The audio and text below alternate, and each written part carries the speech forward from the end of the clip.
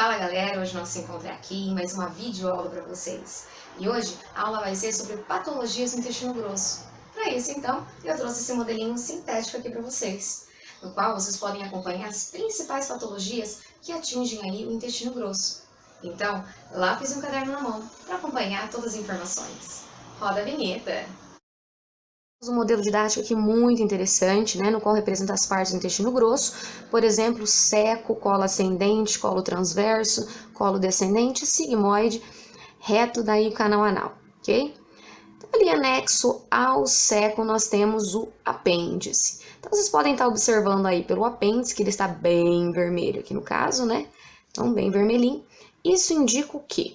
Indica que nós temos aí uma inflamação desse apêndice. Quando tem uma inflamação, né, no geral as inflamações terminam em "ite", causa aqui apendicite, que é causada aí por um bloqueio da cavidade do apêndice, geralmente por um aglomerado de fezes calcificadas, viu? Esse bloqueio pode também ser causado aí por uma inflamação do tecido linfóide, por uma infecção viral, parasitas, cálculo biliar ou mesmo tumores. O bloqueio provoca um aumento da pressão no apêndice, diminui o fornecimento de sangue aos tecidos do órgão e aí, né, potencia o crescimento de bactérias que causam inflamação. A combinação da inflamação, da diminuição do fornecimento de sangue e da distensão causam lesões e morte do tecido. Se esse processo não for tratado, o apêndice pode romper, liberando bactérias, né, na cavidade abdominal, o que provoca dores abdominais intensas e eventuais complicações graves. Já a doença de Crohn, né, aqui no qual está esquematizando a doença de Crohn, ok? Essa aqui. A doença de Crohn, ela é uma doença inflamatória, séria do trato gastrointestinal, ela afeta predominantemente a parte inferior do intestino delgado, né, o ilho, e intestino grosso, o colo, mas também pode afetar aí qualquer parte do trato gastrointestinal. A doença de Crohn habitualmente causa diarreia, cólica abdominal, às vezes febre, sangramento retal. Também pode ocorrer perda de apetite, né, e de peso. Os sintomas ele pode variar de leve a grave, mas em geral as pessoas com doença de Crohn podem ter vida aí ativa e produtiva. Uma próxima doença aqui, né, seria a cólica ulcerativa, que é essa aqui, ó. Essa é a cólica ulcerativa, ok? Então, no caso aí da cólica ulcerativa, é uma forma de doença inflamatória intestinal. A colite ulcerativa é uma forma de colite, uma doença de intestino, e especificamente do intestino grosso ou colo, que inclui úlceras no colo. O principal sintoma da doença é geralmente diarreia, misturada com sangue. Acredita-se, né, que a colite ulcerativa tenha uma etiologia sistêmica que leva a muitos sintomas fora do intestino. Aí, devido ao nome, a doença inflamatória intestinal é geralmente confundida com síndrome do intestino irritável, uma condição complicada, certo? Agora, a próxima aqui, ó, nós vamos ter a diverticulite e também a diverticulose. O que seria a diverticulite? No caso da diverticulite aqui, ó, que está representado, né? Nesse caso aqui, ó, vou até aproximar um pouquinho mais a câmera, ok? Né? Daqui, ó, essas estruturas. A diverticulite é uma inflamação dos divertículos, né, presentes no intestino grosso. Cerca de 95% dos divertículos encontra-se no colo sigmoide, né?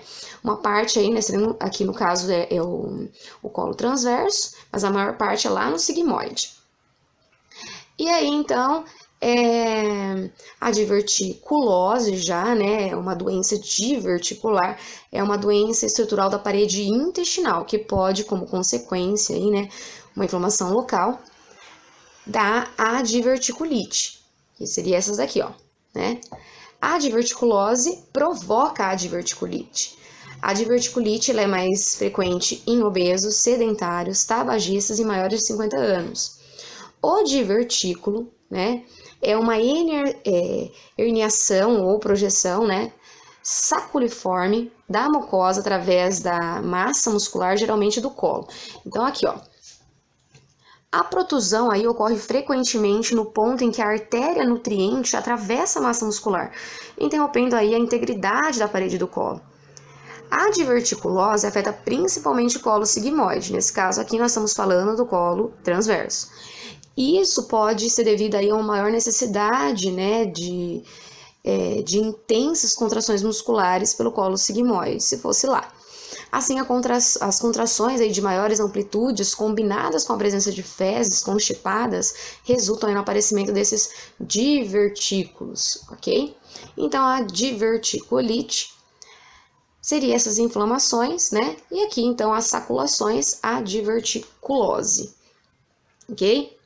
Já agora aqui, ó, mostra, no caso, uma infecção causada, né? Uma inflamação causada por bactérias. Aqui, nesse caso, representando câncer intestinal. E agora, aqui mais próximo, nós podemos estar observando estruturas que são conhecidas como os pólipos intestinais, que é um tumor benigno que surge aí por um crescimento anormal das próprias células da mucosa do intestino. Mal comparando, podemos dizer aí que são uma espécie de verruga do colo, né? Então, são essas estruturas aqui, ok?